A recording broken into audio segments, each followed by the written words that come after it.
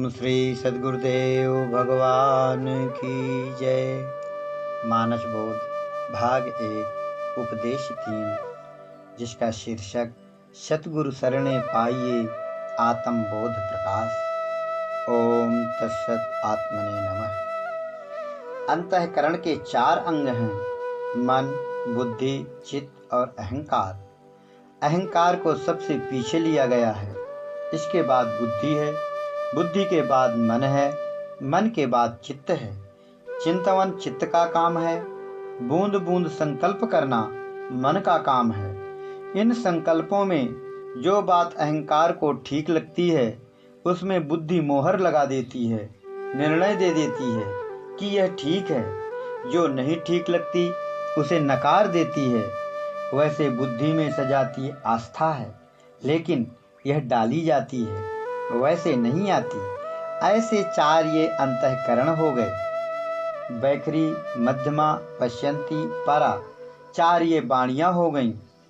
5 ज्ञानेंद्रियाँ और 5 कर्मेंद्रियाँ। ये 18 ऐसे तत्व हैं जो इसमें रहते हैं। यह सूक्ष्म शरीर कहा जाता है। यह अंतःकरण एक मकान जैसा है, जहाँ क्रिया होती है, जहाँ नाना प्रकार के भागों का एक दूसरे में सम्मिश्रण होता है। ये 18 ऐसे कमरे हैं जहाँ अटैक आक्रमण होता रहता है। रावण का कब्जा होता है तो राम अटैक करता है, उधर कंस का कब्जा हुआ तो कृष्ण अटैक करता है, धृतराष्ट्र का कब्जा हुआ तो अर्जुन अटैक करता है, उधर दैत्यों का कब्जा हुआ तो देवता अटैक करते हैं। इसलिए 18 की संख्या का अलग महत्व है। रामायण में पदुम 18 जूथप बंदर और 18 अक्षौणी सेना महाभारत में भी बताई गई है। 18,000 श्लोक श्रीमद् भागवत में भी आए हैं।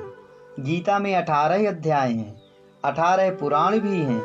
ऐसे 18 और भी होते हैं, इसलिए इसका मतलब बाहर से नहीं है। महापुरुषों ने 18 की संख्या से यह समझाया है कि इन सब धर्म ग्रंथों में अंतःकरण की बातें हैं।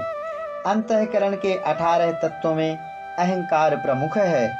अहंकार राजा है। इसके अधीन है बुद्धि, मन और चित्त। अहंकार इनसे राय लेता है, एक प्रकार से अपने पसंद की बात में हाँ कराता है। बुद्धि से कहता है, क्यों, ऐसा ठीक है ना? बुद्धि मन और चित्त को कहेगी, समझ लो भाई।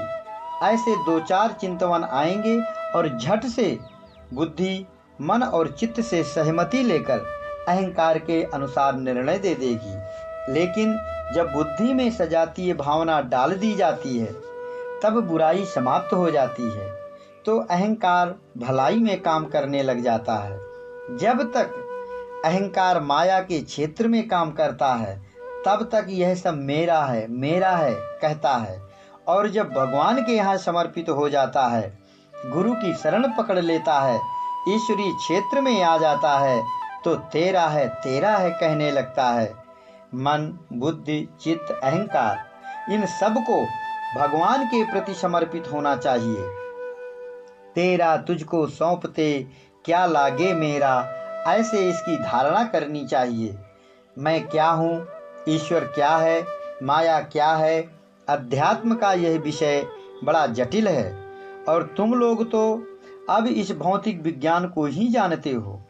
तुम तो सोचते हो कि जैसे 2 पदार्थ अमुक अमुक मिला देने से पानी बन जाता है, ऐसे ही कोई फार्मूला, सूत्र अध्यात्म का भी मिल जाए जिससे वैज्ञानिक उसमें कोई निष्कर्ष अपनी बुद्धि से निकाल सकें, तो यह ऐसा विषय नहीं है। वैज्ञानिक तो मैटर यानी पदार्थ और एनर्जी यानी ऊर्जा, बस इनके बीच ही काम करते हैं। लेकिन भगवान इन दोनों से परे की बात है। इसलिए मन, बुद्धि, चित्त, अहंकार कोई वहाँ काम नहीं करते। ये सब जब समाप्त हो जाते हैं तब उसकी शुरुआत होती है, और वह इतना मालिक्यूल बारीक है कि चारों तरफ है, सर्वत्र परिपूर्ण है। वह कोई वस्तु नहीं, कोई चीज नहीं। जो चीज है वह चीज है, जो वस्तु है वह वस्तु है। वह तो कुछ है ही नहीं, है से परे है वो, और ऐसा भी है कि उसके अलावा कुछ है ही नहीं। इसलिए यहाँ बुद्धि फेल हो जाती है। देखो, नरेंद्र नाम का एक लड़का था जो आगे चलकर विवेका नाम का सन्यासी हुआ। जब अपनी पढ़ाई समाप्त करके घर आया तो उसके माता पिता ने कहा, देखो यहाँ एक परमहंस नाम के महात्मा जी रहते हैं, उनके दर्शन कराओ, प्रणाम कराओ। वह ठहरा लड़का, यह 18 से 30 साल की उम्र ही ऐसी होती है जिसमें तेजी रहती है। उसने कहा, अरे ये साधु लोग सब ऐसे ही होते हैं, खाते पीते रहते हैं बस। आप लोग क्या मुझे वहाँ भेज रहे हो? घर वालों ने कहा, उनके दर्शन से कल्याण होगा। जैसे तैसे गया, जाकर प्रणाम किया। परमहंस जी तो महात्मा थे। महात्मा गंभीर होते हैं, कम बोलते हैं, और वह लड़का तेजी में था। बोला, महात्मा जी, क्या आपने माता जी के दर्शन किया है? वे बोले, हाँ। तो वह बोला, क्या आप मुझे भी माँ के दर्शन करा सकते हैं? वे बोले, हाँ, लेकिन तुम अपना परिचय तो बताओ, क्योंकि माता जी को बताना पड़ेगा कि अमुक व्यक्ति आया है, वो आपके दर्शन चाहता है। तो फिर माई तुम्हें बुलाएगी, दर्शन देगी और तुम्हें निहाल कर देगी। वह बोला, मैं नरेंद्र हूँ। परमहंस जी ने कहा कि नरेंद्र? तो नरेंद्र कहाँ है? उसने हाथ में अपना हाथ रखा। उसने कहा कि ये तो हाथ है। पैर में हाथ रखा। उन्होंने कहा, ये तो पैर हैं, नरेंद्र कहाँ है? उसने कहा, यह तो मैं खड़ा हूं ना। परमहंस जी बोले, नहीं भाई, यह तो तुम्हारा शरीर है। शरीर तो शरीर है, नरेंद्र कहाँ है? अब वह हड़बड़ा गया, बोला, आत्मा? उन्होंने कहा, आत्मा तो आत्मा है, नरेंद्र कहाँ है, वह बताओ। अब क्या बतावे? परेशान हो गया, लाजवाब हो गया।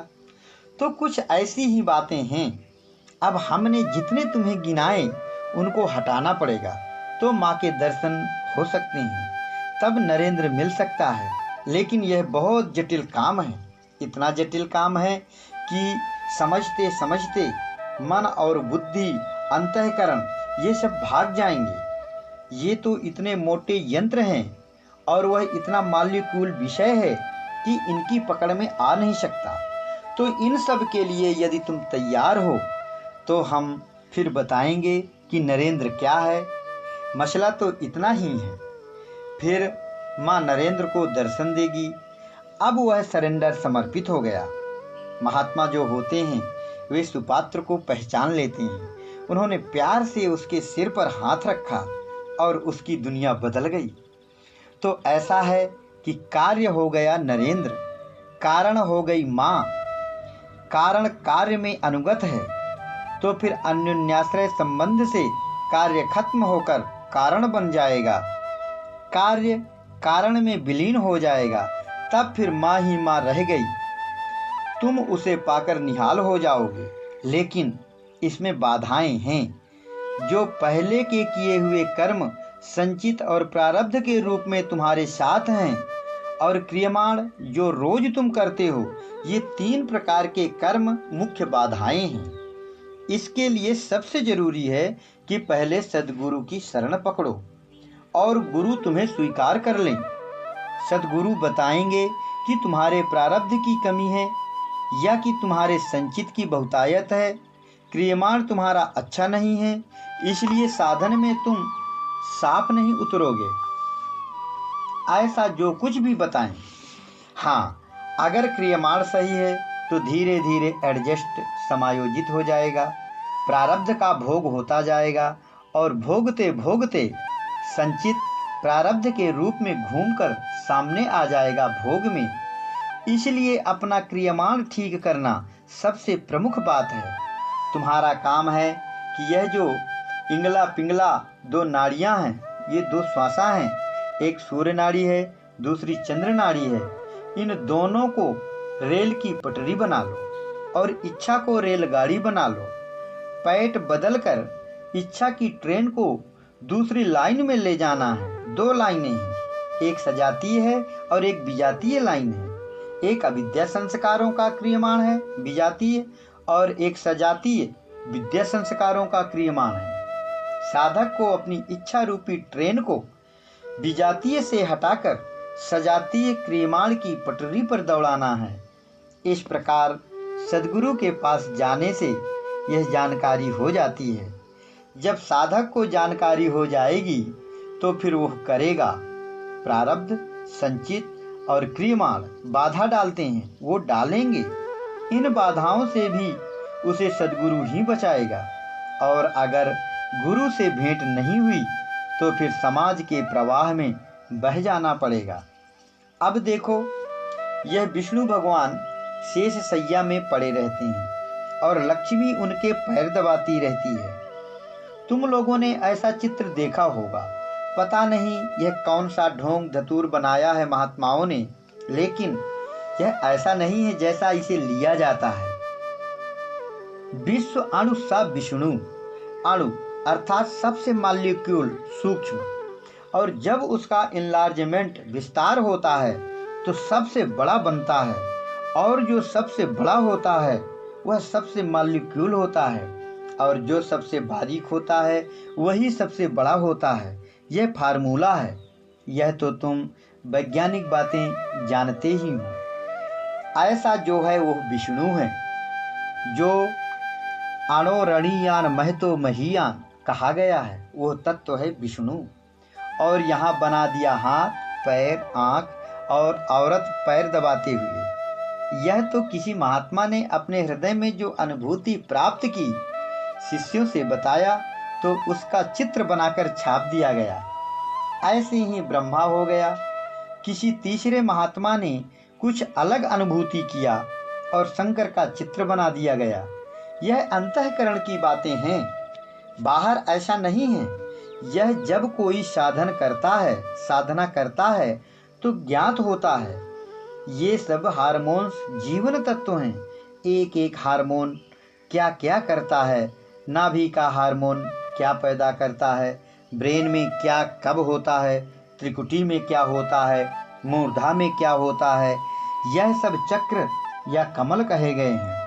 साधना की क्रिया में साधक लग जाता है, तब इनका भेद जान लेता है।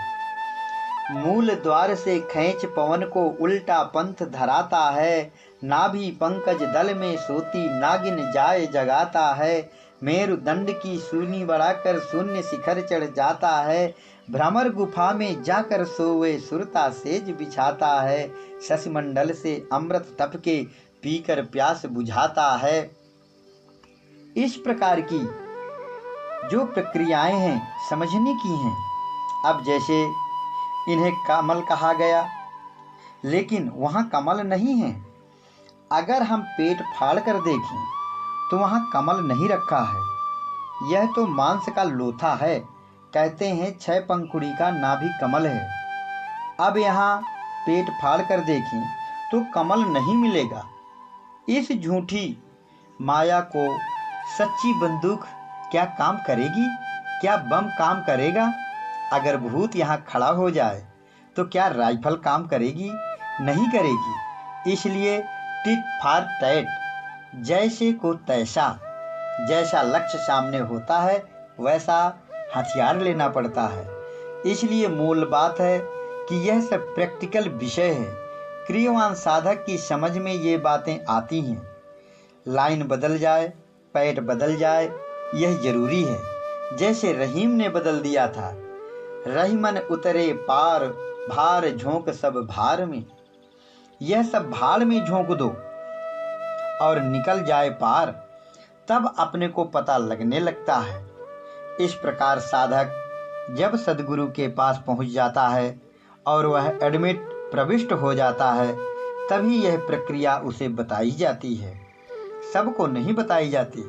ऐसे किसी की बुद्धि कमजोर है। कोई 6 पैसे साधना में प्रगति कर पाया है, कोई 10 पैसे आगे बढ़ पाया है, 90 पैसे गड़बड़ है, कोई 20 पैसे कर पाया है, 80 पैसे गड़बड़ है, तो कोई 50 पैसे के बीच में टंगा पड़ा है।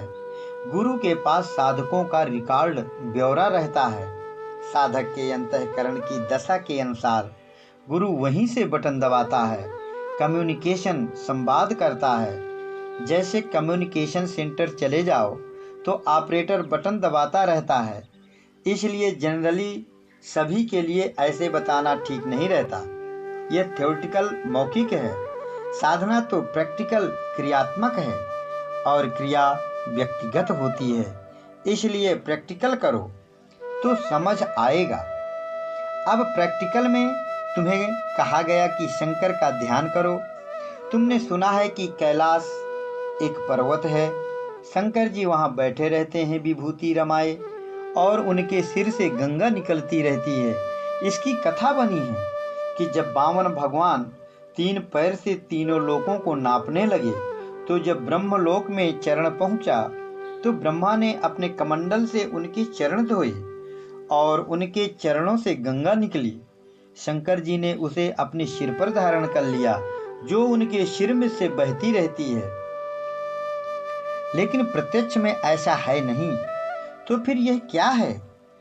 यह काया ही कैलाश है, कल्याण रूपी शिव है।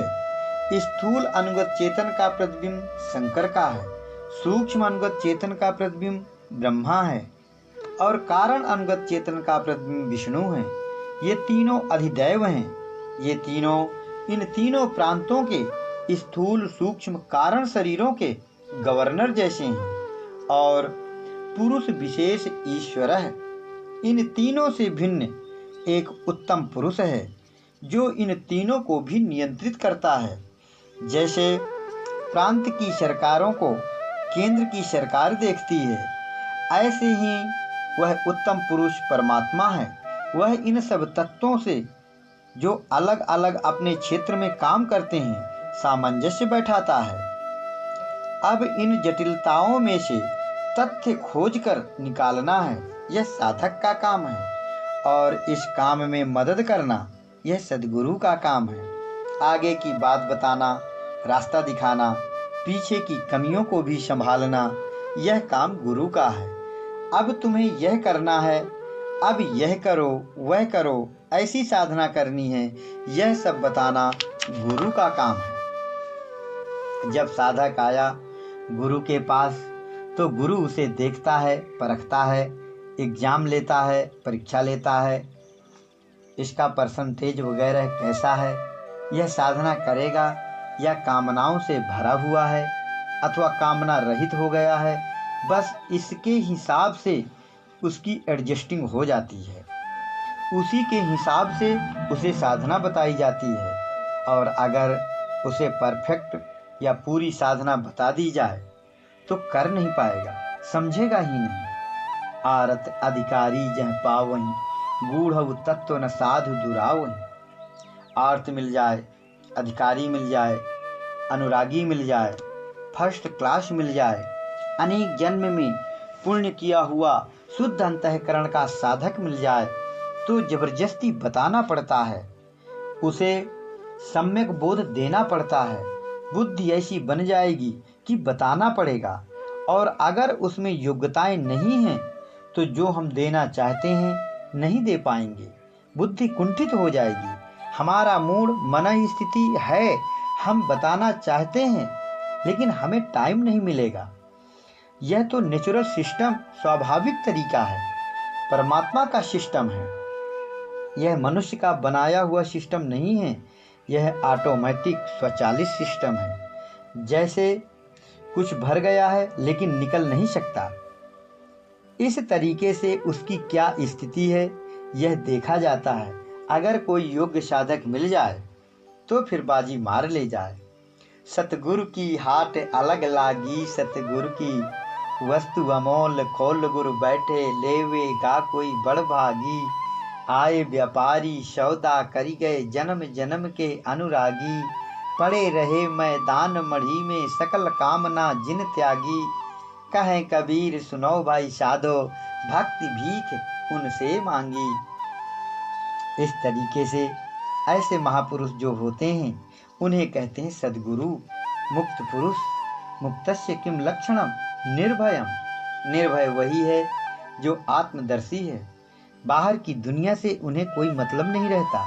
वे अंतर जगत देखते रहते हैं, अंतर जगत में सोचते हैं, अंतर जगत में हंसते हैं, अंतर जगत में रोते हैं, अंतर जगत की बात करते हैं। उनका दिमाग कंप्यूटर हो गया है, सब कुछ भरा है उसमें। अब वह मुक्त महात्मा इस तरीके से रहते हैं। हाँ, इतना बाहर वालों को पता चलेगा कि विलक्षणता है उनकी बुद्धि में, विलक्षणता है उनके शरीर में। लोग इतना ही जान सकते हैं, बाकी नहीं जान सकते। ऐसे महापुरुष के सामने अपना संपूर्ण समर्पण करने वाला भाग्यशाली साधक कृतार्थ हो जाता है। अब एक बीमारी और है कि जब हम साधना में लगेंगे तो उसमें बाधा भी आती है। इसे परीक्षा समझना चाहिए। जैसे कोई गांव का लड़का घर से भागकर शहर में गया, जहां बनिया दुकान लगाए बैठे रहते हैं। किसी सेठ की दुकान के सामने से निकल रहा था। उसने लड़के को बुलाया, यहाँ आओ जी, कहाँ के रहने वाले हो, क्या नाम है, क्यों घूम रहे हो? पूछा तो बताया कि नौकरी के लिए घूम रहा हूँ। सेठ ने पूछा, हमारे यहाँ काम करोगे? हाँ करूँगा। अच्छा ठीक है, आ जाओ। सेठ ने 4 आना इधर 8 आना उधर दुकान में चुपचाप डाल दिया। खुद निकलकर बाहर गाड़ी के पास खड़ा हो गया और बोला, ए लड़के, दुकान साफ करके बंद कर दो। लड़के को सफाई करने में जो पैसे मिले जेब में धर लिया, बताया नहीं, बस सेठ तो देख ही रहा था। तो जब दूसरे दिन वह आएगा तो जानते हो, वह लड़के से कुछ बोलेगा नहीं, मारेगा 4 झापड़ और निकाल भगाएगा। फेल, असफल हो गया। तो जब छोटी छोटी बातों के लिए परीक्षा ली जाती है तो परमात्मा जैसी बड़ी चीज के लिए हम जाएंगे तो परीक्षा क्यों नहीं होगी? परीक्षा तो होगी। जैसे ही साधक नाम जप में लगा, ध्यान में लगा और कुछ आगे बढ़ा तो भगवान परीक्षा लेने लगते हैं। व्याधि, स्त्यान, संशय, प्रमाद, आलस्य, अविरति, भ्रांति दर्शन, अलब्ध भूमिकत्व, अनिवस्थित तत्व आदि विघ्न आने लगेंगे। भगवान अपनी माया को आदेश करता है कि देखो, तमाम लोग यहाँ भीड़ न लगाएं, तुम उन्हीं को हमारे पास तक आने दो जो आने लायक हैं, जो आने लायक नहीं हैं उन्हें वहीं रोक दो। माया को एग्जामिनर बनाकर भगवान भेज देते हैं। अब प्रकृति एग्जामिनर बनकर साधक की परीक्षा लेती है। जो अच्छे गुरु का आश्रय लिए हैं, ऐसा साधक इन बाधाओं को पार